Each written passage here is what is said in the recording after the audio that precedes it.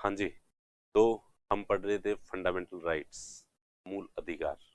तो जैसा कि पिछली क्लास में मूल अधिकारों के बारे में एक सामान्य इंफॉर्मेशन आपको दे दी गई थी, तो अब फंडामेंटल राइट्स के बारे में पढ़ेंगे कि एक एक आर्टिकल के बारे में पढ़ेंगे अपन। तो थोड़ा सा रिवाइज करवा दूं पहले कि पहले अपन ने जो है वो फंडामेंटल राइट का एक ओवरव्यू लिया था कि भाग 3 यानी कि कॉन्स्टिट्यूशन का पार्ट 3 जो है उसमें मूल अधिकारों के बारे में, फंडामेंटल राइट्स के बारे में प्रोविजन जो है वो दिए गए थे। और पार्ट 3 जो है वो आर्टिकल 12 से लेके आर्टिकल 35 तक जो है वो है। और इसमें मूल अधिकार, तो शुरू के जो 2 आर्टिकल है वो कुछ बातों को क्लियर करते हैं, तो क्लैरिफिकेशन वहां पे जो है स्पष्टीकरण दिया गया है। तो अपन एक बार वापस वो थोड़ा सा रिवाइज कर लें, क्या स्पष्टीकरण जो है वो अपन ने पढ़ा था। पहला जो है आर्टिकल 12 में हमने देखा था डेफिनेशन ऑफ स्टेट, राज्य की परिभाषा। यानी कि इस भाग में, यानी कि ये आर्टिकल 12 से आगे जो है 13 से लेके 35 तक जहां कहीं पर भी स्टेट टर्म का यूज होगा, राज्य शब्द का प्रयोग होगा, तो उसका मतलब क्या होगा। सामान्यतः अपने को पता है कि राज्य राज्य का मतलब राजस्थान, मध्य प्रदेश, गुजरात, हरियाणा ये स्टेट होते हैं, लेकिन यहाँ पे राज्य का मतलब जहाँ कहीं कि राज्य ये प्रोवाइड करवाएगा तो मतलब वो नहीं होगा, बल्कि कुछ और होगा। तो और क्या होगा, तो राज्य के अंदर संघ और राज्य, जो नॉर्मल ट्रेडिशनली जो राज्य जिसे अपन कहते हैं, इनकी विधायिका और कार्यपालिका दोनों जो है वो बताई गई थी। और इसके अलावा तो अन्य कोई भी अथॉरिटी यानी कि और भी सरकार का कोई भी उपक्रम है, तो वो सब मिला के राज्य कहलाएंगे। और ये राज्य यानी कि फंडामेंटल राइट्स उपलब्ध करवाने का, प्रोवाइड करवाने की जिम्मेदारी जो है वो राज्य को दी गई है, स्टेट को दी दी गई है, यानी कि सरकार को दी गई है।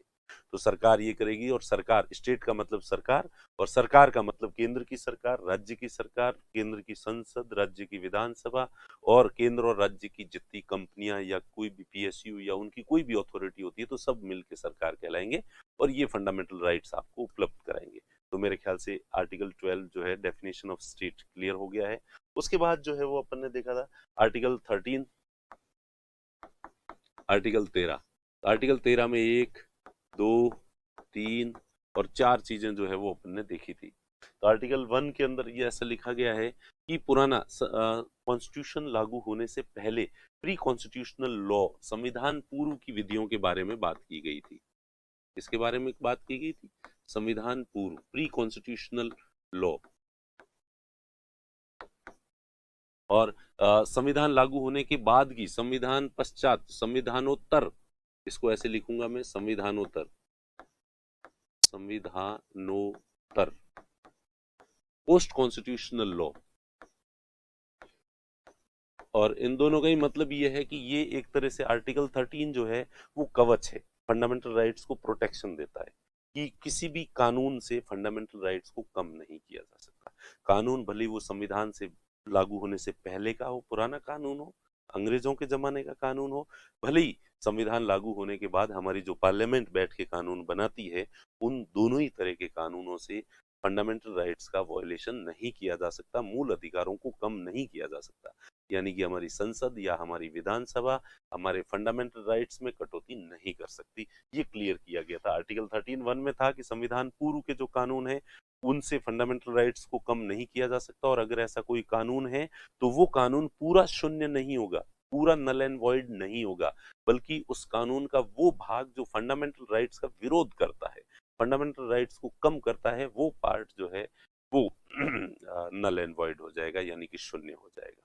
तो और उसी तरह से संविधान के बाद संसद जो है वो ऐसा कोई कानून नहीं बना सकती जो मूल अधिकारों के अगेंस्ट हो या फंडामेंटल राइट्स को कम करे। फिर भी यदि पार्लियामेंट ऐसा कोई कानून बना देती है तो वो कानून उस सीमा तक शून्य होगा जहां तक कि वो फंडामेंटल राइट्स के अगेंस्ट है।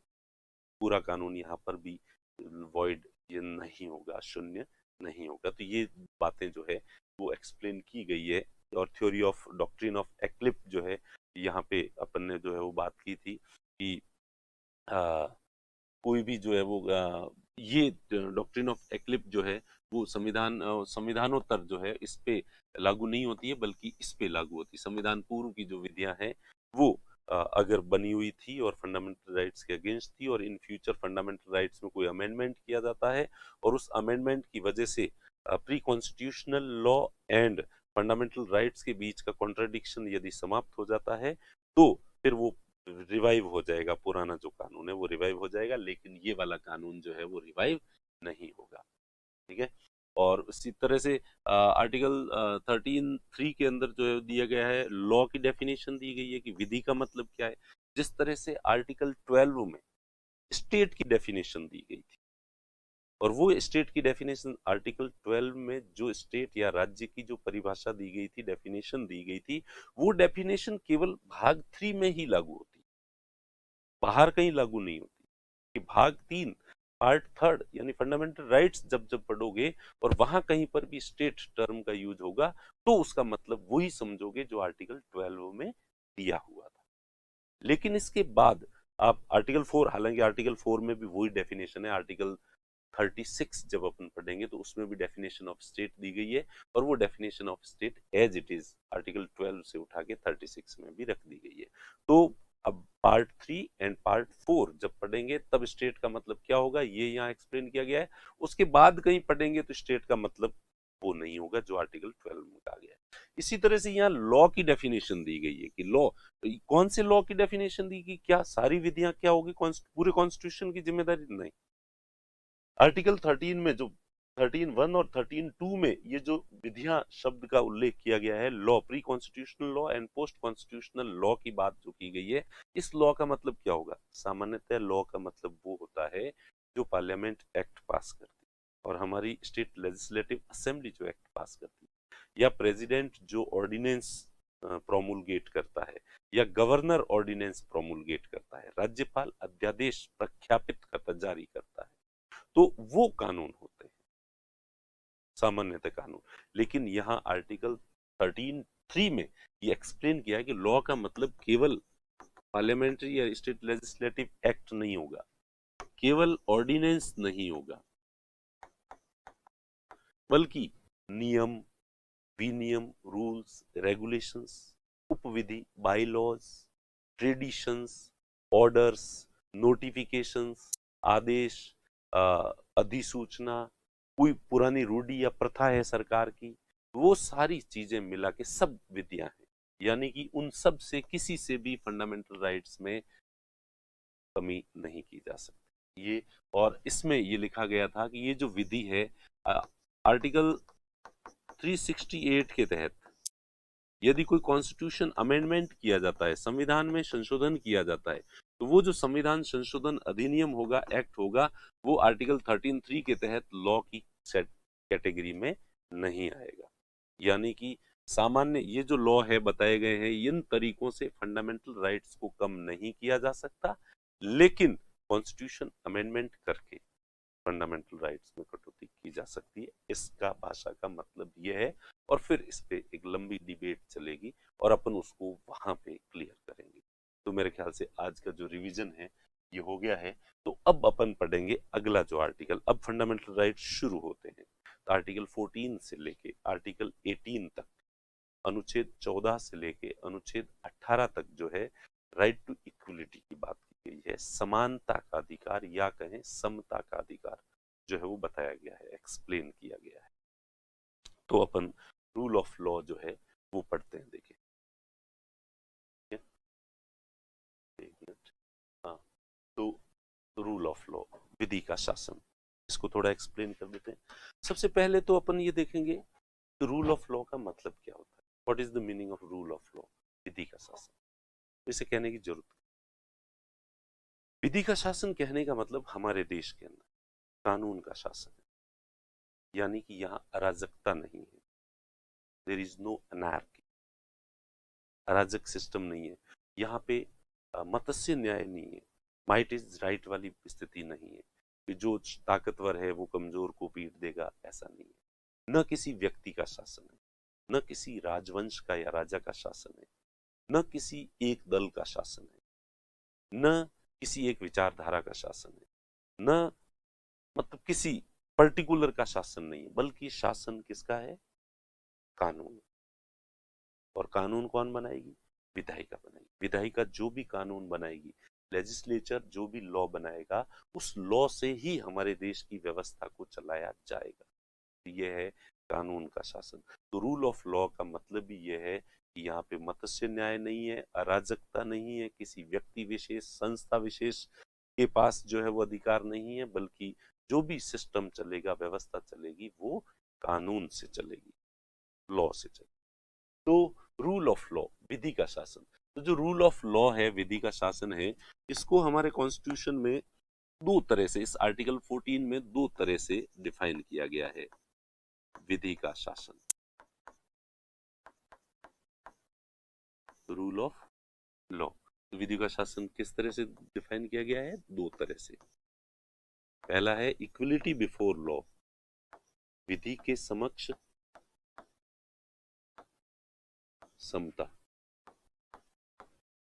इंग्लिश में कहते हैं विधि के समक्ष समता, और हिंदी में कहते हैं, हिंदी में कहते हैं विधि के समक्ष समता, और इंग्लिश में कहते हैं इक्वलिटी बिफोर लॉ।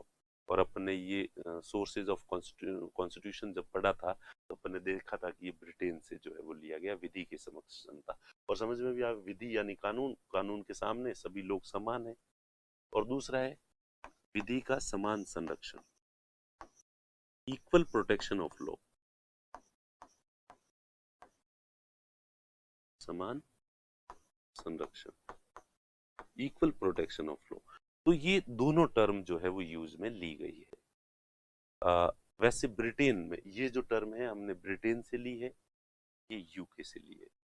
ये एक तो नकारात्मक व्याख्या करता है, और ये रूल ऑफ लॉ की पॉजिटिव इंटरप्रिटेशन करता है।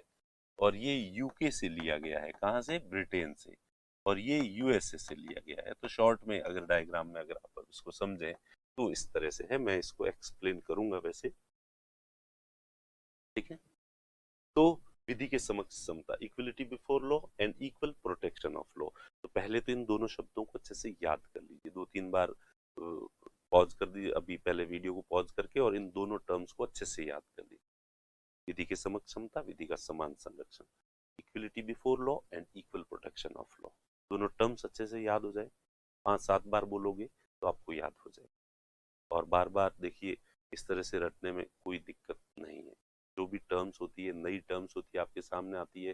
अब हिस्ट्री में भी पढ़ोगे, कई नए नाम वगैरह होते हैं, तो उनको बार बार 10 बार बोल दो, तो वो आपकी टंग पे, आपकी जबान पे आ जाए। उसके बाद उसको जो है, और कुछ चीजें जैसे कि प्रियम्बल के समय भी मैंने आपको बताया था कि कुछ बातें जो है वो रटी जानी चाहिए, ताकि वो आपको कंठस्थ हो जाए, उसमें कोई दिक्कत नहीं है।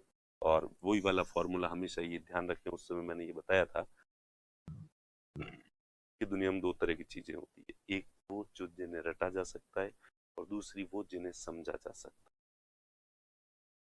समझिए, जिन्हें रटा जा सकता है, दुनिया का कोई भी आदमी उन्हें समझ नहीं सकता, और जिसे समझा जा सकता है, दुनिया का कोई भी आदमी उसे रट नहीं। तो रटना और समझना दोनों ही अलग अलग कला है, हुनर है, टैलेंट है। और अगर इसमें एक आधा नहीं है, कुछ लोग कहते हैं फैशन में कि एक्चुअली क्या है, नहीं कि मैं रट नहीं सकता, तो बेटा एक्चुअली तू अगर रट नहीं सकता तो तेरे में टैलेंट की कमी है। भगवान ने तुझे आधा दिमाग दिया है, और आधे दिमाग की बात को तू गाजे बाजे के साथ, जोर शोर के साथ लोगों को बताने की नहीं होती, ठीक है।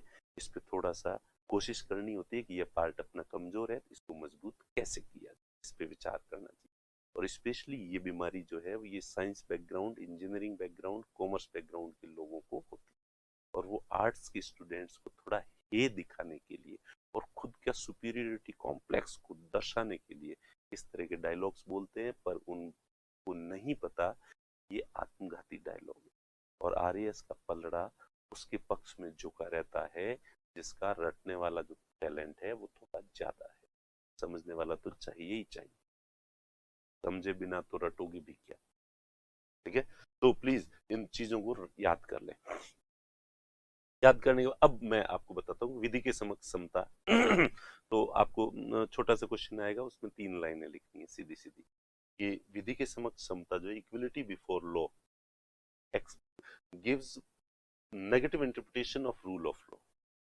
तो विधि के समक्ष समता जो है वो विधि के शासन, ये जो विधि का शासन है इसकी ये जो विधि का शासन मैंने यहाँ लिखा है, इसकी कैसी व्याख्या है या कैसी परिभाषा है? नकारात्मक परिभाषा है, नेगेटिव इंटरप्रिटेशन है, नकारात्मक व्याख्या है या नेगेटिव डेफिनेशन है इसकी। ठीक है, it is a negative interpretation of rule of law, नकारात्मक व्याख्या है, और it is a positive interpretation of rule of law, ये रूल ऑफ लॉ की सकारात्मक व्याख्या है। पहला लाइन में। अब नकारात्मक व्याख्या का क्या मतलब है? तो नकारात्मक व्याख्या का मतलब है कोई भी व्यक्ति, no one is above the law, कोई भी व्यक्ति, भले प्रधानमंत्री हो, भले राष्ट्रपति हो, या भले कहीं का राजा हो, कोई भी व्यक्ति कानून से ऊपर नहीं है, कानून से ऊपर नहीं है। इसमें ये टर्म नहीं पर जोर आता है, कोई भी व्यक्ति कानून से ऊपर नहीं है। पहली चीज आपको ये लिखना है, no one is above the law. ठीक है। दूसरा, कानून किसी के साथ भेदभाव नहीं करेगा। कानून क्या नहीं करेगा? भेदभाव नहीं करेगा, भेदभाव नहीं करेगा। Law will not discriminate among the people, कानून लोगों के बीच में किसी तरह का भेदभाव नहीं करेगा। कानून सबके साथ समान व्यवहार करेगा। कानून क्या करेगा? सबके साथ, कानून के, क्योंकि सभी लोग कानून के समक्ष समान। ये, जबकि ये कहता है,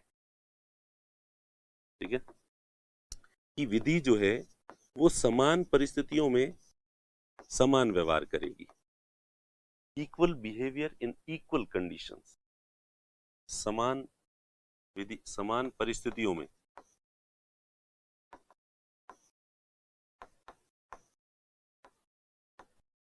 समान परिस्थितियों में समान व्यवहार, equal behaviour in equal conditions. यानी कि इसका मतलब समान परिस्थितियां अगर है, इक्वल कंडीशंस है, तो ही समान व्यवहार करेगी। और अगर समान परिस्थितियां नहीं है, असमान परिस्थितियां हैं, तो असमान व्यवहार करेगी। यानी कि युक्ति संगत,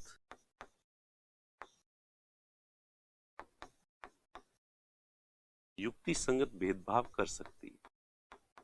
there can be reasonable discrimination, there can be reasonable discrimination on the grounds of conditions and circumstances. हाँ, द्वेषपूर्ण, दुर्भावना से, आर्बिट्रेरी तरीके से किसी के साथ भेदभाव नहीं करेगी, आर्बिट्रेरी तरीके से भेदभाव नहीं करेगी। बायसनेस की वजह से, पूर्वाग्रहों की वजह से भेदभाव नहीं करेगी, लेकिन रीजनेबल जो है वो डिस्क्रिमिनेशन करेगी, युक्ति संगत भेदभाव कर सकता है कानून। जैसे कि आप सामान्य व्यक्ति बाहर रहता है और कैदी जो है वो जेल में रहते हैं, आपको वोटिंग राइट है, जबकि जो जेल में व्यक्ति होता है उसको वोटिंग राइट जो है वो नहीं, वो वोट नहीं दे। अब वोटिंग राइट नहीं है ऐसा नहीं है, पर चूंकि वो जेल में है और जेल में होने की वजह से उसको वोट देने के लिए छोड़ा नहीं जा सकता, तो इस वजह से उसको वोट देने ही नहीं दिया जाता। तो ये डिस्क्रिमिनेशन आप में और चोर के अंदर हो गया। तो ये युक्ति संगत है, लॉजिक, वो एक अपराधी है तो इसलिए उसको जेल में बंद कर रखा है। जेल से बाहर अगर सारे अपराधियों को वोटिंग के समय भेजा जाएगा तो वो अराजकता फैलाएंगे, वो भाग जाएंगे, वो कानून व्यवस्था को छिन्न भिन्न कर देंगे। तो इस वजह से उनको जो है वो रोका जाता है। तो ये एक युक्ति संगत जो है डिस्क्रिमिनेशन किया जा सकता है। इसी तरह से जो है राष्ट्रपति, राज्यपाल और लोकसभा सांसद, राज्यसभा सांसद, विधानसभा के सदस्य, इन सबको भी प्रिविलेजेस दिए गए हैं। क्या है ये आगे अपन जो है वो देखेंगे। तो भेदभाव किया जा सकता है। तो ये दोनों का जो है वो अंतर है। इसमें आपको दो चीजें, कोई भी व्यक्ति कानून से बड़ा नहीं है और कानून किसी के साथ भेदभाव नहीं करेगा। No one is larger than law और no one is above the law and law will not make any discrimination among the people. ठीक है। और इसके अंदर है, there can be discrimination in different conditions and circumstances. ठीक है। तो and law will behave equally in equal circumstances. तो ये दोनों चीजें। अब यहाँ पे पॉजिटिव और नेगेटिव इंटरप्रिटेशन जो है उसको थोड़ा मैं एक्सप्लेन कर देता हूँ। देखिए, ये पॉजिटिव और नेगेटिव यहाँ पे अच्छे या बुरे से संबंध नहीं है इसका, पहले तो ये ध्यान में रखना। तो पॉजिटिव का मतलब अच्छा होता है, नेगेटिव का मतलब बुरा होता है। यहाँ पॉजिटिव और नेगेटिव का मतलब अच्छे या बुरे से नहीं है। ये एक भाषाई टर्म है यहाँ पे, ये नैतिक टर्म नहीं है, ठीक है, ये लिंग्विस्टिक टर्म है, ये भाषाई जो है वो व्याख्या है या भाषाई शब्द है। तो जिस सेंटेंस में नहीं आता है वो सेंटेंस नेगेटिव होता है, और जिस सेंटेंस में ऐसा है, हाँ आता है, वो जो है वो पॉजिटिव सेंटेंस माना जाता है। जैसे मैं कहूं कि राम शराब पीता है,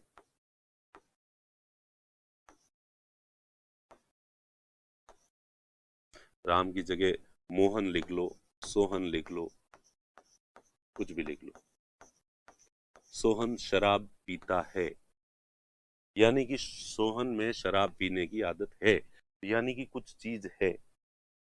अब नैतिक रूप से देखोगे तो ये जो सेंटेंस है ये नेगेटिव सेंटेंस है कि सोहन में एक बुरी आदत, जो कि सही नहीं है और ये नकारात्मक। तो मॉरली ये नेगेटिव टर्म हो सकती है, but in linguistic point of view it is a positive term. भाषाई दृष्टि से अगर देखें तो ये एक सकारात्मक सेंटेंस है जो किसी व्यक्ति में कोई चीज है वो बताता है। अब इसी तरह से दूसरा सेंटेंस ले लो, सोहन गालियां बकता है या गालियां नहीं बकता है, गालियां नहीं बोलता है।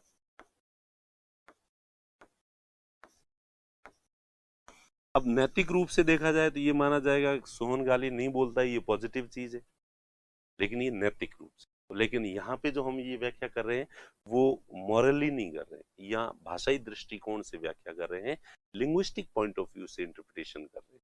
तो भाषाई दृष्टि से कि भाई राम के अंदर एक चीज नहीं है, क्या नहीं है, गाली बकने की आदत उसमें नहीं है।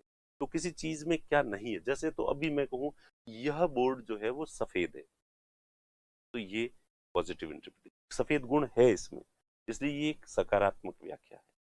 जबकि मैं कहूं कि यह बोर्ड लाल नहीं है, यह बोर्ड पीला नहीं है, बात तो ये भी सही है कि ये लाल नहीं है, लेकिन इसमें लाल रंग नहीं है, जो कमी है उसको बता रहा है, इसलिए ये व्याख्या हो गई नेगेटिव। तो यह बोर्ड सफेद है, ये बोर्ड की पॉजिटिव इंटरप्रिटेशन है, यह बोर्ड लाल नहीं है, यह बोर्ड हरा नहीं है, यह बोर्ड पीला नहीं है, ये तीनों सेंटेंस ये भी सही है, लेकिन सेंटेंस भाषाई दृष्टिकोण से ये सेंटेंस नेगेटिव बोले माने जाते हैं कि जो बोर्ड में नहीं है उन चीजों को बताने वाला सेंटेंस नेगेटिव होता है, और जो विशेषताएं बोर्ड में है उनको बताने वाला सेंटेंस जो है वो पॉजिटिव माना जाता है। तो अब मेरे ख्याल से पॉजिटिव और नेगेटिव इंटरप्रिटेशन की बात आपके समझ में आ गई है। तो अब अपन आगे देखें तो इसमें यहाँ कैसे संबंध है। यहाँ देखिए कि विधि के समक्ष सभी समान है, ठीक है, विधि के समक्ष सब समान है, यानी कि कानून जो है वो किसी तरह का भेदभाव नहीं करेगा, law will not make any discrimination. तो यहाँ पे नहीं पर ज्यादा बल है, कानून भेदभाव नहीं करेगा, जबकि ये कहता है कि युक्ति संगत भेदभाव करेगा, भेदभाव नहीं करेगा, यहाँ नहीं आ रहा है इसलिए नेगेटिव इंटरप्रिटेशन। ये कहता है युक्ति संगत भेदभाव करेगा, there can be reasonable discrimination, तो भेदभाव करने की बात की जा रही है इसलिए पॉजिटिव इंटरप्रिटेशन, और भेदभाव नहीं करने की बात की जा रही है इसलिए ये नेगेटिव इंटरप्रिटेशन। कोई भी व्यक्ति कानून से बड़ा नहीं है, अगेन नहीं शब्द आ रहा है वहां पे, जबकि यहाँ क्या है, समान परिस्थितियों में समान व्यवहार करेगा, equal behaviour in equal conditions. तो ये जो सेंटेंस, इसकी जो व्याख्या करते हैं, जो सेंटेंस निकलते हैं वो पॉजिटिव सेंटेंस निकलते हैं, इसलिए इसे पॉजिटिव इंटरप्रिटेशन कहते हैं।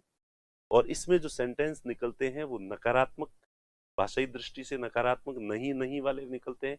ये कहता है कि कानून लोगों में भेदभाव करने की, भेदभाव नहीं करेगा, भेदभाव करने वाली बात कानून में विशेषता है ही नहीं, तो इसका मतलब जो नहीं है उसको बता रहा है, भेदभाव नहीं करेगा, कोई भी व्यक्ति कानून से बड़ा नहीं है, कोई भी एक व्यक्ति दूसरे व्यक्ति से बड़ा नहीं है, तो उसकी बात जो है यहाँ पे की गई है। और यहाँ एक बात और ध्यान रखना वैसे, यहाँ जो व्यक्ति शब्द का प्रयोग किया गया है इस आर्टिकल, तो इस व्यक्ति के तहत जो है ये एक लीगल जो इंडिविजुअल टर्म है, तो लीगल पर्सन जो जहां पर भी आता है तो उसमें कंपनी, निगम वगैरह वो भी शामिल हो, कोई भी एंटिटी जो है वो भी एक लीगल पर्सन है। ये आप इकोनॉमिक्स में भी पढ़ोगे। तो कंपनियों के साथ भी किसी तरह का भेदभाव जो है वो नहीं करेगा। लेकिन कंपनी और व्यक्ति में अलग अलग कंडीशंस है, इसलिए डिस्क्रिमिनेशन किया जा सकता है। या विदेशी कंपनी और भारतीय कंपनी है, तो इसलिए विदेशी कंपनी पर ज्यादा टैक्स लगाया जा सकता है, तो युक्ति संगत डिस्क्रिमिनेशन किया जाता है। ठीक है, तो यहाँ पे ये कहना चाह रहा था कि व्यक्ति का मतलब केवल मनुष्य या मनुष्य ही नहीं है, पुरुष महिला वगैरह यही नहीं है, ट्रांसजेंडर यही नहीं है, बल्कि व्यक्ति में लीगल जो पर्सन है यानी कि कंपनी वगैरह वो भी इंक्लूड है, उनको भी प्रोटेक्शन देता है ये आर्टिकल। तो मेरे ख्याल से यह आर्टिकल क्लियर हो गया होगा। अब चूंकि यहाँ समानता की बात की गई है, लेकिन सेकंड वाले में कहा गया है कि युक्ति संगत भेदभाव किया जा सकता है, तो इसी कारण से जो है आर्टिकल 14 के कई एक्सेप्शंस हैं, कई अपवाद हैं, जिनके तहत कानून जो है वो डिस्क्रिमिनेशन करता है। तो वो अपवाद क्या क्या है पहले वो देख लेते हैं। पहले तो मैं वैसे, ठीक है, तो अपवाद अभी देख लेंगे, रिवीजन कर लेंगे। बाकी ये सारी चीजें जो मैंने अभी बोर्ड पे लिखी है, ये वापस जो है वो पीपीटी भी है अपने पास, उसमें अपन वापस पढ़ेंगे तब एक बार आपका फिर से रिवीजन जो है वो हो जाएगा। अब एक्सेप्शन क्या है तो वो भी अपन एक बार जो है वो देख लेते हैं। कॉन्स्टिट्यूशन में है आर्टिकल 361। आर्टिकल 361 जो है वो प्रेसिडेंट और गवर्नर को प्रोटेक्शन देता है। अनुच्छेद 361, जहां इमरजेंसी खत्म होती है, आपातकाल खत्म होता है, उसके जस्ट बाद में जो मिसलेनियस जो भाग 19 है, पार्ट 19 जो है मिसलेनियस प्रकीर्ण, उसमें कुछ शक्तियां, प्रकीर्ण यानी इधर उधर की कुछ भी जो है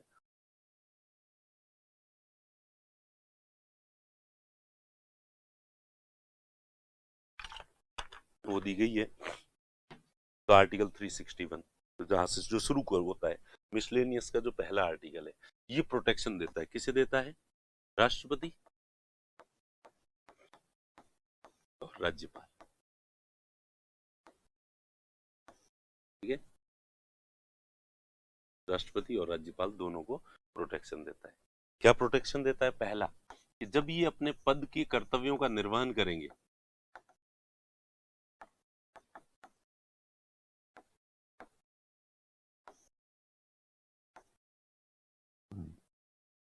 ठीक है, जब वो अपने जिस पोस्ट पर है, when they will perform their duties on their post, तो उनके विरुद्ध वो किसी के भी प्रति जवाबदेही नहीं, आंसरेबल नहीं है,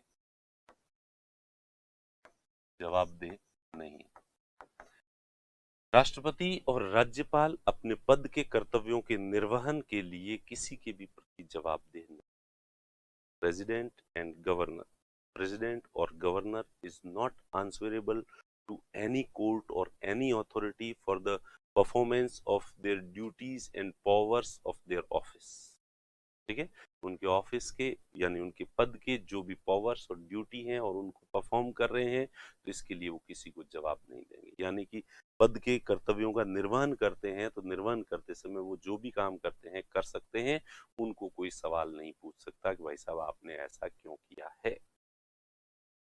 क्लियर हो गई? अपने पद के कर्तव्यों का निर्वहन करने के लिए, वो करने के बाद वो किसी के भी प्रति जवाब देने। ठीक है, पहली चीज। दूसरी चीज जो भी ये की ये है प्रेसिडेंट एंड गवर्नर। ठीक है, जब तक ये अपने पद पर है,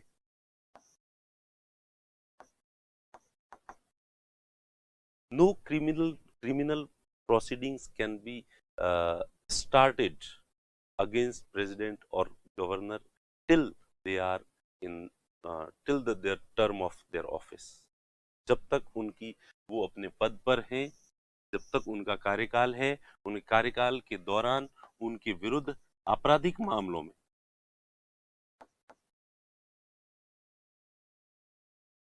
इस मामलों में आपराधिक मामलों में उनके विरुद्ध प्रक्रिया आरंभ नहीं की जा सकती।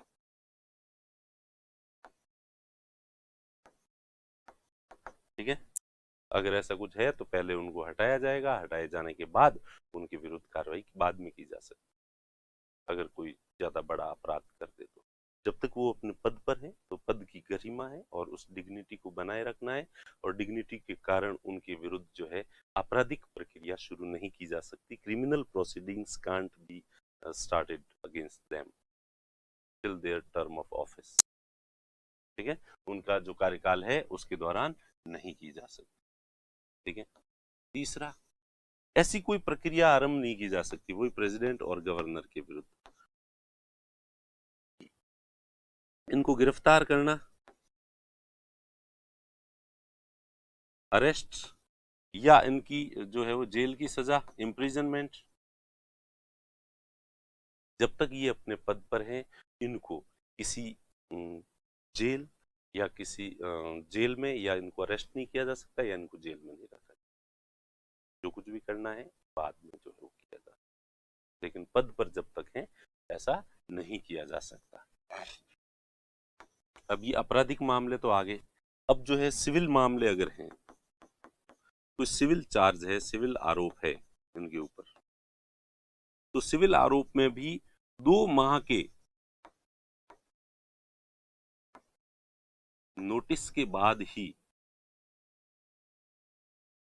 इनके विरुद्ध प्रक्रिया शुरू की जा सकती है। 2 महीने का नोटिस पहले देना होगा कि साहब आपके विरुद्ध ये क्रिमिनल ऑफेंस का मुकदमा बनता है और इसलिए आपके खिलाफ ये कार्रवाई शुरू की जाए। तो सिविल, क्रिमिनल मैटर में नहीं की जा सकती, सिविल मैटर में की जा सकती है, लेकिन सिविल मैटर में आपको इनके विरुद्ध प्रोसीडिंग्स शुरू करनी है तो 2 महीने का इनको नोटिस देना पड़ेगा। ठीक है, तो ये आर्टिकल 361 के अंदर जो है वो प्रेसिडेंट और गवर्नर को प्रिविलेजेस दिए गए हैं, स्पेशल प्रोटेक्शंस जो है वो दिए गए हैं, जो कि सामान्य नागरिकों से अलग करते हैं। तो आप कहोगे तो रूल ऑफ लॉ तो कहता है कि कोई भेदभाव नहीं किया जा सकता, लेकिन यहाँ पे डिस्क्रिमिनेशन किया जा सकता है। लेकिन ये समान परिस्थिति नहीं है, आपकी मेरी और प्रेसिडेंट की स्थिति समान नहीं है। अगर आप प्रेसिडेंट बन जाओगे तो आपको भी ये प्रोटेक्शंस मिल जाएंगे, इसलिए अगर आपको ये प्रोटेक्शंस चाहिए तो प्रेसिडेंट या गवर्नर बन जाओ। आप नहीं हो तो आप सामान्य नागरिक, आपकी स्थितियों में उनकी स्थितियों में फर्क है। वो जिस पद पर बैठे हैं उस पद की एक डिग्निटी है, उनकी बहुत सारी ड्यूटीज होती है, कर्तव्य होते हैं, उनका संचालन करना होता है, और उनकी वजह से ये पूरा सिस्टम चल रहा होता है। अपन तो भले पढ़े रहे, सोए, पढ़े नहीं पढ़े, ये सिस्टम ऐसे ही चलेगा। अपन चलेंगे या नहीं चलेंगे ये एक अलग बात है, और अपन चलेंगे भी तो कैसे चलेंगे वो बात हो सकती है। तो कुल मिला के जो है ये 4, मेरे ख्याल से चारों चीजें याद हो गई होगी आपको। अपने पद का कर्तव्य पहले वाले में क्या है, पद के कर्तव्य को, performance of their office, of office, ठीक है, तो ड्यूटीज ऑफ देयर ऑफिस, तो उनके पद के कर्तव्यों का जो परफॉर्मेंस करते हैं उसके लिए वो जो है जवाबदेह नहीं होंगे, किसी को भी जवाब देने की जरूरत नहीं है, कोई भी अथॉरिटी उनसे नहीं पूछेगी कि आपने ऐसा क्यों किया। दूसरा है आपराधिक मामलों की प्रोसीडिंग्स, जब तक वो पद पर है उनके आपराधिक मामलों की, क्रिमिनल मैटर्स में प्रोसीडिंग्स शुरू नहीं की जा सकती। तीसरा, जेल में रखना या गिरफ्तार करने की प्रक्रिया भी शुरू नहीं की जा सकती। और सिविल अगर मैटर है तो उन्हें जो है वो 2 महीने पहले नोटिस देना पड़ेगा, उसके बाद प्रोसीडिंग है वो शुरू की जा सकती। तो एक तो ये हो गया आर्टिकल 1 अपवाद। क्या पढ़ रहे हैं अपन, एक्सेप्शंस। किसके अपवाद, आर्टिकल 14 के अपवाद जो है वो पढ़ रहे हैं। तो पहला तो पढ़ लिया आर्टिकल 361, अब उसके बाद दूसरा है आर्टिकल 361 ए। ये कैपिटल ए होता है मतलब नया आर्टिकल है, और स्मॉल लेटर में ए लिखा होता है तो यानी कि 68 61 का ही एक भाग है, लेकिन ये 61 361 का पार्ट नहीं है, बल्कि ये एक इंडिपेंडेंट आर्टिकल है। तो कैपिटल अक्षर अगर यहाँ पे है तो इंडिपेंडेंट आर्टिकल है। इसमें ये दिया गया है कि जो दोनों सदनों की जो कार्रवाई होती है, proceedings of both houses, proceedings of both houses,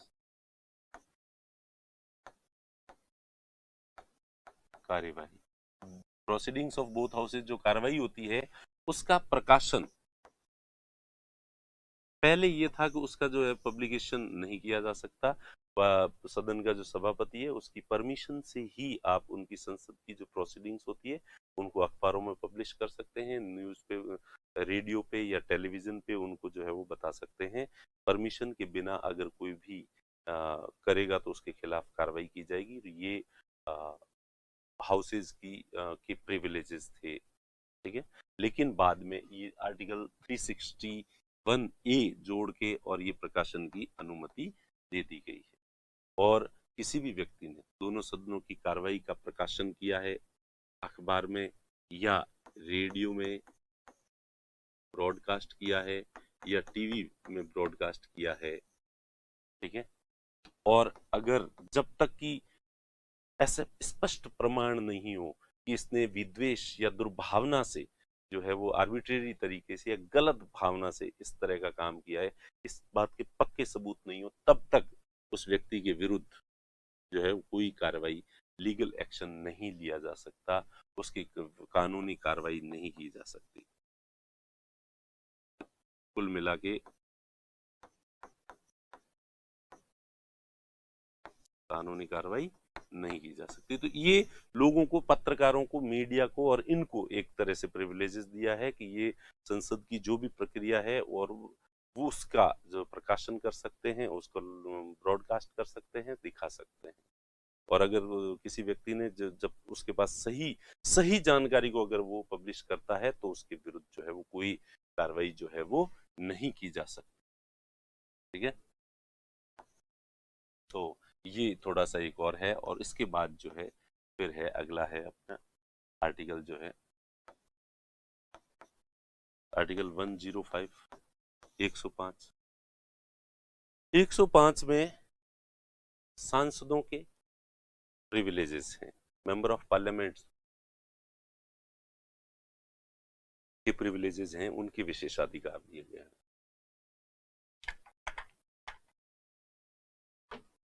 वैसे ये भी अपन बाद में पढ़ेंगे आगे कि उनके सांसदों के 3 तरह के विशेषाधिकार दिए गए हैं। अगर कोई दीवानी मामला है, ठीक है, तो मेरे ख्याल से ये 361 हो गया है, तो अपन थोड़ा क्लियर ही लिख लेते हैं। आर्टिकल 105 105 के तहत किसके हैं? वैसे तो तीनों के हैं, सदन के, सांसद के और संसदीय समिति के, तीनों प्रिविलेजेस है। हाउस के, मेंबर्स के एंड पार्लियामेंट्री कमिटीज के, तीनों के हैं। लेकिन अपन यहाँ पे केवल अभी सांसदों के मामले में ले लेते हैं। तो सांसद को क्या क्या प्रिविलेजेस हैं? पहला प्रिविलेज तो ये है कि अगर कोई दीवानी मामला है, सिविल मैटर है, क्या है? Civil matter. दूसरा है अगर कोई आपराधिक मामला है,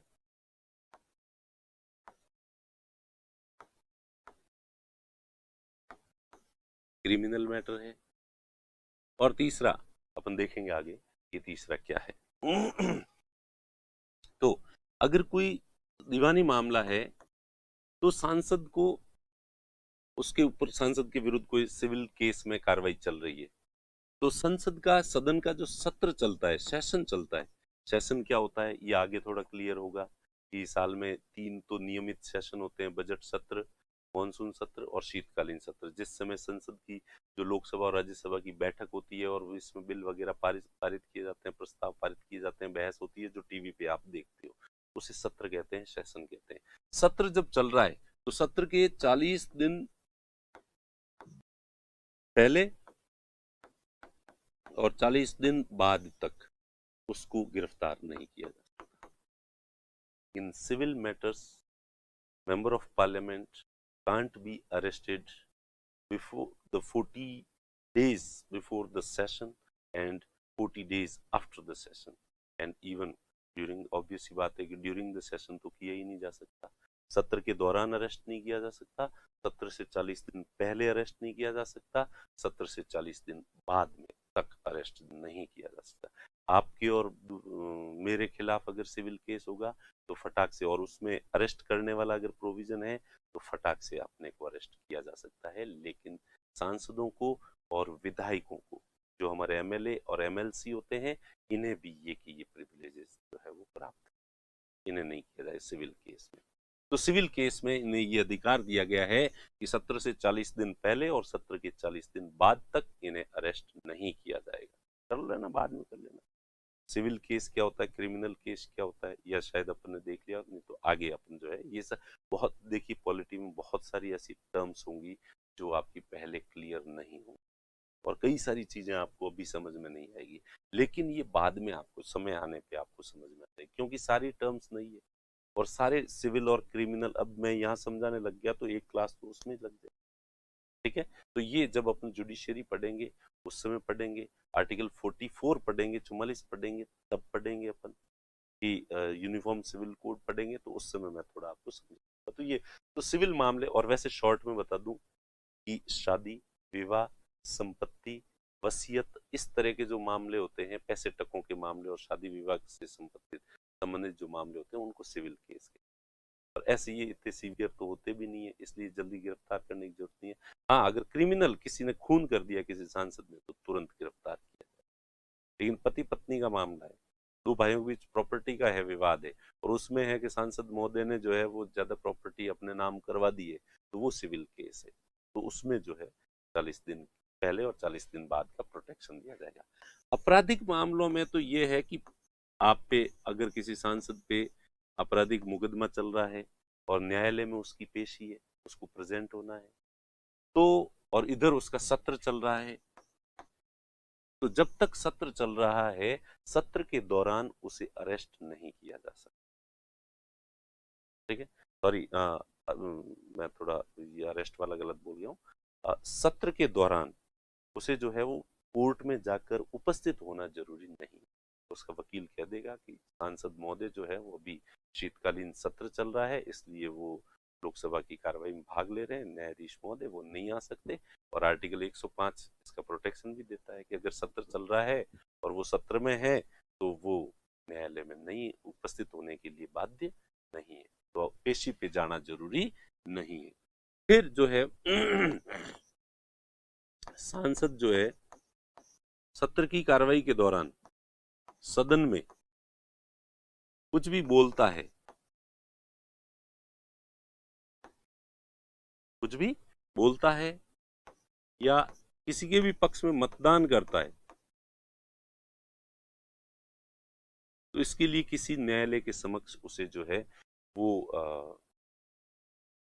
दंडित नहीं किया जा सकता, कोई भी न्यायालय उसे दंडित नहीं कर सकता, न्यायालय के प्रति वो जवाबदेह नहीं। सदन के अंदर वो कुछ भी बोल सकता है और मतदान कर सकता है, जिसके भी पक्ष में वो चाहे। हाँ, हालांकि आजकल जो है विप वाला प्रोविजन होता है जो कि अपन पहले देख चुके हैं, और पार्टी के विप के अगेंस्ट जाके अगर वो मतदान करेगा तो जो है वो दल बदल का दोषी होगा, और जो है वो संसद की सदस्यता समाप्त हो जाएगी। तो वो संसद में जो मतदान करता है, संसद में जो बोलता है, उसको जो है वो न्यायालय उसके लिए दंडित नहीं किया जा सकता। इसमें स्पेशली जो है बोलने वाला है कि सांसद को किसी से डरने की जरूरत नहीं।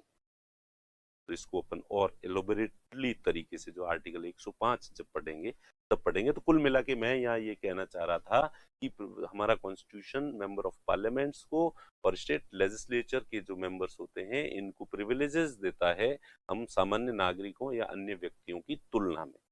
तो यानी कि यहाँ रूल ऑफ लॉ जो है, इक्वलिटी बिफोर लॉ जो है वो नहीं है इन केसेस के अंदर। तो ये हो गया आर्टिकल। और इसी तरह से जो है आर्टिकल 194 जो है वो एमएलए और एमएलसी को प्रिविलेजेस देता है, member of legislative assembly and member of legislative council. विधानसभा और विधान परिषद के जो सदस्य हैं उनको भी ये कि ये तीन प्रिविलेजेस जो है सेम है, कोई फर्क नहीं है, जो इनके लिए है वो कि वो इनके लिए भी हैं, प्रिविलेजेस हैं, विशेषाधिकार हैं। तो मेरे ख्याल से ये हो गया आर्टिकल 105 और आर्टिकल 194। इसके बाद है आर्टिकल 31C, कैपिटल सी है, इसका मतलब ये अलग से आर्टिकल है। 31C, 31C में लिखा गया है कि अब ये भी थोड़ा सा आगे चल के ज्यादा अच्छे से समझ में आएगा, अभी आपको प्लीज समझ में नहीं आएगा। वैसे सामान्यतः मैं इतनी बातें यहाँ पढ़ाता भी नहीं हूँ, जो आप ऑफलाइन क्लासेस के नोट्स देखोगे तो ये सारी बातें यहाँ आपको नहीं मिलेगी। क्यों नहीं मिलेगी? क्योंकि शुरू शुरू में बच्चे थोड़े कंफ्यूज हो जाते हैं कि क्या है आर्टिकल 39B 39C बहुत सारी चीजें ऐसी होती है, पर क्योंकि अब आप ऑफलाइन क्लास के स्टूडेंट हो तो मैं आपको समझा भी सकता हूँ कि देखो भाई ये बाद में, और ऑफलाइन क्लास के स्टूडेंट और हमारा जुड़ाव कुछ ऐसा होता है कि हम जो समझाना चाहते हैं, और स्पेशली इस तरह की बातें कि देखो ये बाद में समझाऊंगा, तो वो फटाक से समझ जाते हैं। पर चूंकि अपनी ये जो दूरियां हैं, इस वजह से मुझे डर लगता है कि कहीं आप ये देखो और बुक देखो और उसमें ज्यादा इंफॉर्मेशन देखो और शुरू में ही हमें रिजेक्ट कर दो कि अरे ये तो कुछ ही नहीं बताया ऐसा, इसलिए मैं थोड़े ज्यादा बता रहा हूँ। ये मॉरल प्रेशर की वजह, आप लोगों के द्वारा जो है वो अनचाहे अनजाने में जो क्रिएट हो रखा है मेरे ऊपर, इसलिए इतना बता रहा हूँ। तो इसलिए मैं ये कह रहा हूँ कि अगर इनमें से कुछ बातें, जैसे कि आज मैं भी ये बता रहा हूँ, एक्सेप्शन समझ में नहीं भी आए तो कोई दिक्कत नहीं है, ये सही जगह पे आगे चल के समझ में आ जाएगी। तो आर्टिकल 31C कहता है कि आर्टिकल 39B और आर्टिकल 39C के जो उद्देश्य हैं, इसके क्या है उद्देश्य, इन उद्देश्यों को प्राप्त करने के लिए संसद या कोई भी विधायिका, संसद कोई एक्ट पारित करती है और इस एक्ट से आर्टिकल 14 का हनन होता है, वायलेशन होता है। तो इस आधार पर ये जो एक्ट होगा वो इनवैलिड नहीं होगा।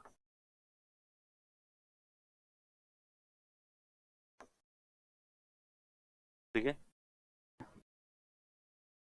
If parliament pass the act to achieve the objectives of article 39B and 39C and this act violates the fundamental right of article 14, then on this ground this act will not be invalid।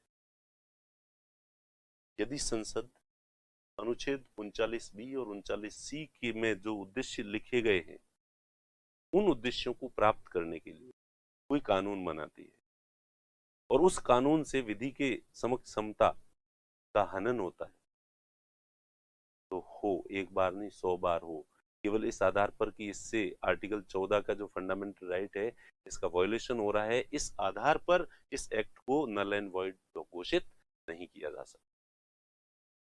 ठीक है। अब आपके दिमाग में 39B और 39C में से क्या उद्देश्य दिए गए हैं?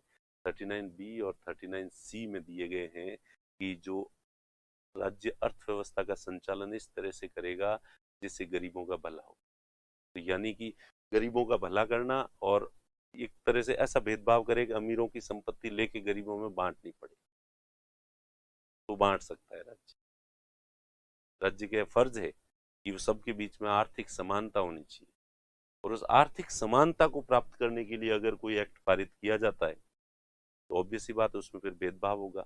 अमीर के ऊपर ज्यादा टैक्स लगाया जाएगा, गरीब पे नहीं लगाया जाएगा। अमीर से पैसे लेने का प्रावधान होगा, गरीब की सहायता करने का प्रावधान होगा। तो यहाँ कानून के समक्ष अमीर और गरीब समान नहीं है, तो ये युक्ति संगत भेदभाव है, रीजनेबल डिस्क्रिमिनेशन है, ऐसा किया जा सकता है। तो यानी कि 39B और 39C में जो आर्थिक समानता के उद्देश्य दिए गए हैं, उनको अचीव करने के लिए यदि लेजिस्लेचर कोई एक्ट पास करता है और इस एक्ट से आर्टिकल 14 का वायोलेशन होता है तो हो कोई दिक्कत नहीं है। तो ये दिया गया है किसमें, राइट टू प्रॉपर्टी जो था आर्टिकल 31, उसके आर्टिकल 31 तो अब रहा नहीं, लेकिन उसके एक्सेप्शंस रह गए। आर्टिकल 31 में तो था कि संपत्ति का अधिकार है और हर व्यक्ति की संपत्ति की रक्षा करना राज्य का, स्टेट का कर्तव्य है, लेकिन उसको तो हटा दिया, 300A में भेज दिया और पीछे रख दिया A31A 31B 31C। इन सब में यही प्रोविजन है कि संपत्ति को छीना जा सकता है। तो अब प्रोटेक्शन, संपत्ति को प्रोटेक्ट करने का प्रोविजन नहीं है फंडामेंटल राइट में। फंडामेंटल राइट में प्रोविजन है किसी के पास ज्यादा पैसे हैं तो छीन लो उसके पैसे। ठीक है। तो ये आर्टिकल 31C जो है वो भी रूल ऑफ लॉ का एक्सेप्शन है, अपवाद है। इसके बाद जो है वो विदेशी शासक अगर कोई है, फॉरेन रूलर्स, फॉरेन सॉवरेन्स रूलर्स, ठीक है, हम एम्बेसडर्स, राजदूत, ठीक है, कूटनीतिज्ञ, डिप्लोमेट्स, ये जब भारत में रहते हैं, कोई विदेशी शासक, कोई वहाँ विदेश का प्रधानमंत्री, राष्ट्रपति वगैरह कोई भी आया हुआ है, या कहीं का राजा है वो आया हुआ है भारत में, या इंडिया के अंदर जितनी भी फॉरेन एम्बेसीज है, और एम्बेसीज में जो राजदूत, एम्बेसडर्स और दूसरे जो एम्प्लॉइज रहते हैं विदेशी, अमेरिकन एम्बेसी में जितने अमेरिका के लोग रहते हैं, या भले नाइजीरिया की जो एम्बेसी है और उसमें जो स्टाफ है एम्बेसी के अंदर, नाइजीरिया के जो लोग आए हुए हैं, उनको जो है वो दोनों ही तरह के क्रिमिनल और सिविल जो केसेस हैं वो उनके खिलाफ कार्रवाई शुरू नहीं की जा सकती, ठीक है। एक्स्ट्रा टेरिटोरियल राइट्स दिए जाते हैं उन्हें, वो अगर कोई भी अपराध करेंगे यहाँ पे तो उनको जो उनके ऊपर मुकदमा जो है वो उनके खुद के देश में चलेगा, हमारे यहाँ पे नहीं चलेगा, और उनके कानून के हिसाब से चलेगा। तो ये इम्यूनिटी जो है वो दी गई है फॉरेन जो डिप्लोमेट्स होते हैं, डिप्लोमेसी में जो लोग रहते हैं उस उनके साथ, एम्बेसी में जो लोग रहते हैं उनको ये विशेष अधिकार जो है वो दिए गए हैं। मेरे ख्याल से ये क्लियर हो गया होगा। और इवन यहाँ तक कि जबकि भारत के जो दूसरे देशों के अंदर रहते हैं तो उन्हें भी इसी तरह के जो है वो इम्यूनिटी दी गई है, कि कोई भी इंडियन एम्बेसी अगर अमेरिका के अंदर है और इंडियन एम्बेसी में वहाँ जितने लोग रहते हैं वहाँ कोई क्राइम करते हैं तो उनके खिलाफ कार्रवाई वहाँ नहीं होगी, बल्कि उनके खिलाफ कार्रवाई इंडिया में होगी, इंडियन कानून के तहत होगी और इंडियन गवर्नमेंट करेगी। तो ये इम्यूनिटी सभी देश जो है वो एक दूसरे की जो एम्बेसीज होती है उनको ये स्पेशल प्रिविलेजेस या इम्यूनिटी जो है, immunity from the local laws जो है वो दी जाती है। तो मेरे ख्याल से ये हो गया, क्लियर हो गया आप लोगों को, ठीक है। और इसके साथ ही जो है यूएनओ है, यूनाइटेड नेशन ऑर्गेनाइजेशन, या इसकी जो अन्य एजेंसीज हैं उनके जो लोग हैं उनको भी, सहायक संस्थान है इसके, उनको भी इसी तरह की इम्यूनिटी जिस तरह की इनको दी गई है, तो यूएनओ और यूएनओ की जो एजेंसीज हैं, सहायक संस्थाएं हैं, उन सब के जो स्टाफ वगैरह हैं भारत में रहते हैं, उन सबको भी ये इम्यूनिटी दी गई है। तो ये अपवाद हैं आर्टिकल 14 के। आर्टिकल 14 के अपवाद पहला देखा अपन ने कि आर्टिकल 361 में राष्ट्रपति और राज्यपाल को 4 तरह की इम्यूनिटी दी गई थी, याद ही होगा आपको, पद के कर्तव्यों का निर्वहन करते समय, when they are obeying their duties and powers of their post। दूसरा जो था कि क्रिमिनल अगर कोई वो अपराध कर दे तो पद पे रहते समय मुकदमा नहीं चलेगा, सिविल अपराध कर दे तो 2 महीने के नोटिस के बाद उनके खिलाफ कार्रवाई शुरू की जा सकती है, और उन्हें गिरफ्तार करना या जेल में रखने की प्रक्रिया शुरू की जा सकती है किसी भी मामले, भले सिविल हो और भले, ठीक है। और उसके बाद जो है 361 में है, ये पत्रकारों वगैरह को प्रोटेक्शन दिया गया है कि संसद की कार्रवाई का पब्लिकेशन सही सही अगर पब्लिकेशन करते हैं वो तो उनके खिलाफ कार्रवाई नहीं हो सकती। फिर आर्टिकल 105 आ गया, सांसदों को दिया जाता है। आर्टिकल 194 आ गया जिसमें विधायकों को और विधान परिषद के सदस्यों को दिया गया है। 31C आ गया, सरकार जो है वो अमीरों को लूटने के लिए गरीबों के पक्ष में कोई कानून बनाती है और उसमें अमीर गरीब के बीच भेदभाव करती है तो कर सकती है। और उसके बाद जो है ये विदेशी जो शासक है या वो है, और यूएनओ, तो मेरे ख्याल से ये रिवीजन भी आपका जो है वो हो गया है। तो इसको इसी आर्टिकल को जो है अब अपन एक बार फिर आगे वापस रिवाइज कर लेते हैं, जो कि इसमें अपने था। मुझे लगा कि इस पे ये सीधे सीधे सामने आ जाए और उसके बाद मैं आपको समझाऊं, इससे बेहतर ये है कि एक खाली बोर्ड पे जो है वो मैं लिख के समझाऊं तो ज्यादा ठीक रहता है। तो उसी को अपन जो है एक बार वापस देख लेते हैं। आर्टिकल 14 विधि का शासन, rule of law, equality before law and equal protection of law. वैसे ये ब्रिटेन में था और ये अमेरिका में, और ब्रिटेन का उससे काम चल रहा था, इक्वलिटी बिफोर लॉ। ब्रिटेन में इक्वल प्रोटेक्शन ऑफ लॉ नहीं है, काम चल रहा है, कोई दिक्कत नहीं आ रही है। अमेरिका में इक्वलिटी बिफोर लॉ नहीं है और इक्वल प्रोटेक्शन ऑफ लॉ है, उनका भी काम चल रहा है। हमारे संविधान निर्माता कंफ्यूज थे, ये लें ये लें, ज्यादा कौन सा ठीक है, ये ठीक, ये ऐसे काफी देर सोचा हूँ। फिर जब समझ में नहीं आया कि ज्यादा ठीक कौन है कि बढ़ने दो रे यार, दोनों लिए। कोई कमी नहीं रहनी चाहिए। अब स्टूडेंट अपने आप दोनों याद करेंगे, एक कहाँ से लिया, दूसरा कहाँ से लिया, फिर जो है कौन सकारात्मक है कौन नकारात्मक। ठीक है, तो ब्रिटेन वाला नकारात्मक व्याख्या करता है और अमेरिका वाला पॉजिटिव व्याख्या करता है। तो विधि के समक्ष समता, यह इस अवधारणा की विधि के शासन की नकारात्मक व्याख्या करता है। ये जो है विधि के समक्ष समता जो है, यह अवधारणा विधि के शासन की negative, it is negative interpretation of rule of law. जो कोई भी व्यक्ति कानून से बड़ा नहीं है, ये मैंने पहले बता ही दिया आपको।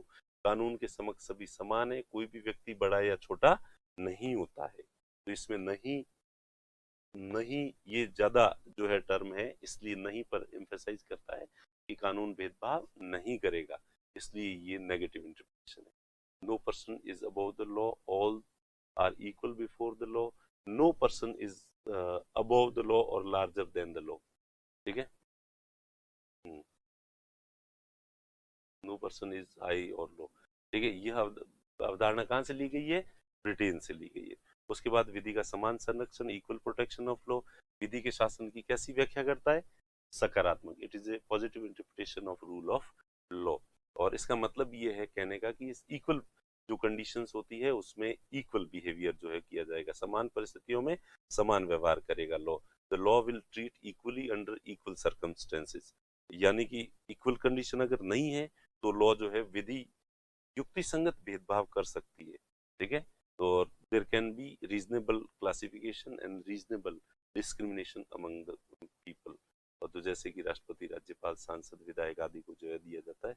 और ये कंसेप्ट कहाँ से लिया गया है, अमेरिका से जो है वो लिया गया है। उसके बाद इसके एक्सेप्शंस हैं, प्रेसिडेंट एंड गवर्नर, आर्टिकल 361। ये 4 तरह के जो है क्रिमिनल प्रोसीडिंग्स शुरू नहीं की जा सकती, अरेस्ट और इम्प्रिजनमेंट की प्रक्रिया शुरू नहीं की जा सकती। सिविल प्रोसीडिंग अगर शुरू की जाती है तो 2 महीने का नोटिस जो है पहले देना होगा। और दे आर नॉट आंसरेबल, उनकी कोई आंसरेबिलिटी नहीं है जब वो पद के कर्तव्यों का निर्वहन करते हैं। उसके बाद एनी पर्सन पब्लिकेशन, ये जो है आर्टिकल 361 ए जो है वो है publication newspaper proceedings of legislature. Legislature की जो प्रोसीडिंग होती है उसको सही सही जो है वो उसको किया जा सकता है। अगर गलत करेंगे तो इनके खिलाफ मुकदमा किया जा सकता है। प्लस संसद की जो गुप्त बैठक होती है, संसद ने, सभापति ने कहा कि ये गोपनीय है, कॉन्फिडेंशियल या सीक्रेट जो सेटिंग रखी जाती है उसका पब्लिकेशन नहीं कर सकते। जो खुले सदन की कार्रवाई होती है उसका कर सकते। ध्यान रखना, गुप्त बैठकों की कार्रवाई भले ही इनको सोर्स से पता चल गया हो तो भी ये नहीं कर सकते। फिर आर्टिकल 105 में जो मेंबर ऑफ पार्लियामेंट है उनकी प्रिविलेजेस दिए गए हैं। आर्टिकल 194 के अंदर स्टेट लेजिस्लेचर के जो मेंबर्स हैं उनकी प्रिविलेजेस दिए गए हैं। 31C जो है अमीर गरीब में भेदभाव किया जा सकता है, वहां पे आर्टिकल 14 आड़ा नहीं आएगा। उसके बाद foreign sovereigns, rulers, ambassadors, diplomats enjoy immunity from the criminal and civil proceedings, criminal civil दोनों थे, इनके खिलाफ जो है ये प्रोसीडिंग्स शुरू नहीं की जा सकती। और उसके UNO and it's agencies enjoy the diplomatic immunity, इनको भी ये जो डिप्लोमेट्स को दी जाती है वैसी ही इम्यूनिटी इनको भी दी जाती है। इनके विरुद्ध भी सिविल और क्रिमिनल जो प्रोसीडिंग्स है वो शुरू नहीं की जा सकती। आपराधिक और नागरिक जो प्रक्रिया है वो शुरू नहीं की जा सकती। तो ये था आर्टिकल 14। तो मेरे ख्याल से आज की क्लास काफी लंबी हो गई है, केवल एक ही आर्टिकल हम कर पाए हैं। तो मुझे पूरी उम्मीद है कि अगर आपको ये समझ नहीं आया है तो दोबारा देखेंगे, उसमें क्लियर हो जाएगी। और फिर भी अगर कुछ चीजें क्लियर नहीं होती है तो इसका मतलब है कि नियति नहीं चाहती कि ये चीजें अभी क्लियर हो, ईश्वर चाहता है कि ये चीजें सही समय आने दें। इसलिए जब भी पॉलिटी में कोई बात समझ में नहीं आती है, ये पक्का समझ लें कि इसे समझने का समय अभी तक आया नहीं, और इसका जब सही समय आएगा तब वो बात आपको सही समझ में आ जाएगी। और उस समय समझ में आना ही आपके लिए ज्यादा फायदेमंद जो है वो होगा। ठीक है, तो थैंक यू, इतनी देर तक जो है वो आपने देखा सुना मुझे, तो इसके लिए मैं धन्य हूँ आपका, आभारी हूँ आपका। और प्लीज मैं उम्मीद करता हूँ कि आगे भी आप नियमित बने रहिए। देखिए, नियमित बने रहना आप पे डिपेंड करता है, हम पे नहीं। हम नियमित बने रहेंगे, हमारी जो क्लासेज है, ऑनलाइन लाइव क्लासेज है, वो रेगुलर रहेगी, पर आप रहेंगे या नहीं रहेंगे। और मैंने देखा है ज़्यादातर लोग डोनेशन देने वाले होते हैं, हमें डोनेशन देते हैं और क्लासेस नहीं लेते हैं। या फिर कुछ लोग डेढ़ होशियार होते हैं, जिन्हें 2-4 क्लासेस देख के ऐसा लगता है कि वो खुद पढ़ सकते हैं, तो प्लीज़ खुद पढ़ सकते हैं, कोई दिक्कत नहीं है। लेकिन 1 घंटे में इतनी कंसेप्ट जो है वो आपकी क्लियर नहीं होंगे खुद पढ़ने से। ये मैं फैक्ट बात कह रहा हूँ। इसलिए भले ही आपको समझ में जल्दी आ रहा है, तो भी आप ज़रूर देखें, क्योंकि पढ़ी हुई बात से सुनी हुई बात ज़्यादा काम आती है। तो प्लीज़ आपने जो पैसे दिए हैं इसको वसूल करें और ढंग से पढ़ें। और मुझे उम्मीद है कि आप लोग जो है अपने जोश को बनाए रखेंगे। हालांकि ज़्यादातर लोग नहीं बना के रखते हैं, आप में से ज़्यादातर जो है 80% लोग डोनेशन देने वाले हैं, मन को बहला रहे हैं, बाकी 20% लोग पढ़ने वाले, क्योंकि सारे तो सेलेक्ट होने नहीं है, सेलेक्ट तो कुछ ही होने हैं। ठीक है, इसलिए आप देखिए आप डोनर हो या पढ़ाई करने वाले। ठीक है, तो प्लीज़ हम तो यही अपील करेंगे, हमें अच्छा तभी लगेगा जब आप मन लगा के पढ़ोगे। तो मिलते हैं अगली क्लास में। ठीक है, थैंक यू।